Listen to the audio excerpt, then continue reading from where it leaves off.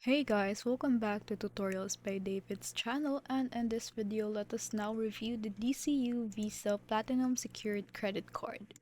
So to start, it is a solid pick for those focused on building or repairing credit without accumulating fees or high interest. It boasts no annual fee, no foreign transaction, cash advance, or balance transfer fees, and offers a relatively low APR ranging from 15.75%. Variable, which is not notably lower than any other secured card options. The card reports to all three major credit bureaus and also provides free monthly FICO score access, helping you track your progress toward a stronger credit profile.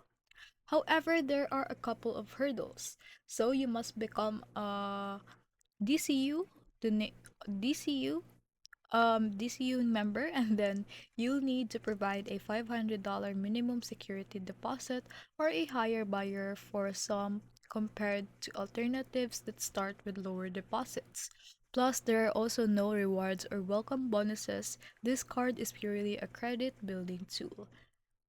So the bottom line for this is that if your goal is to rebuild your credit responsibly and you have the deposit, which means this card is worth the due to its low cost and strong reporting, as long as you're okay with its limited rewards and membership requirement.